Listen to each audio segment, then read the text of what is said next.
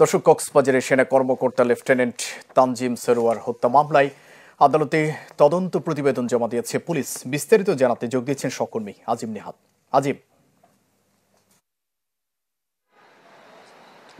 জুবাইর, গত 23 সেপ্টেম্বর মূলত ডোলহাজারা যে পূর্ব মাইজপাড়া এলাকাটি রয়েছে সেখানে ডাকাত একটা বাড়িতে ডাকাত পড়ার খবর পেয়ে তারা সেখানে অভিযানে গিয়েছিলেন। পরে সেখানে অভিযানের সময় মূলত ডাকাতের হামলায় লেফটেন্যান্ট তানজিম সরোয়ার নির্জন তিনি খুনের শিকার হয়েছিলেন। পরবর্তীতে আমরা বিভিন্ন সময় সেই ঘটনার সাথে সম্পৃক্ত অনেক আসামিকে গ্রেপ্তার করতে দেখেছি। পরে এখন প্রায় আজকে পর্যন্ত ধরলে প্রায় 4 মাসের মাথায় এসে তারা পুলিশ দীর্ঘ সময় তদন্ত করে তদন্ত প্রতিবেদন জমা দিয়েছেন। সেখানে আমরা যেটি খবর পেয়েছি যে অভিযোগপত্রে মূলত 18 জনের নাম উল্লেখ করা হয়েছে, যেখান থেকে 12 জন এই মুহূর্তে কক্সবাজারের যে কারাগার রয়েছে সেখানে রয়েছেন এবং বাকি 6 জন পলাতক রয়েছেন। আমরা সকালে সেটি তারা আদালতে উপস্থাপন করার জন্য গিয়েছিলেন। পরে দুপুর 1টার দিকে মূলত আদালতে তোলা হয়। কক্সবাজারের যে চকরিয়া সিনিয়র জুডিশিয়াল ম্যাজিস্ট্রেট আদালত রয়েছে সেই ম্যাজিস্ট্রেট আদালতে পুলিশের তদন্ত কর্মকর্তা অরূপ কুমার চৌধুরী তিনি তার তদন্ত প্রতিবেদন সেটি জমা দেন এবং সেখানে জমা দেওয়ার সময়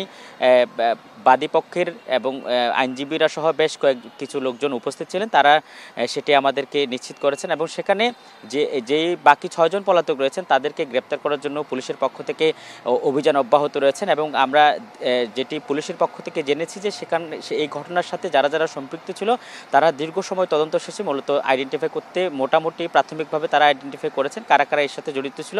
এখন পর্যন্ত অভিযোগপত্রে নাম রয়েছে 18 জনের। সেই 18 জন থেকে যে 6 জন পলাতক রয়েছেন তাদেরকে গ্রেপ্তার করার জন্য তারা বিভিন্ন জায়গায় অভিযান করছেন এবং বিভিন্ন প্রযুক্তিও ব্যবহার করছেন যাতে করে দ্রুত এই আসামিদেরকে গ্রেপ্তার করা যায়। মূলত লেফটেন্যান্ট তানজিম হত্যার পরে পুরো চকরিয়া জুড়ে একটা থমথমে পরিস্থিতি বিরাজ করে, কারণ এর আগে এই ধরনের ঘটনা খুব একটা ঘটেনি।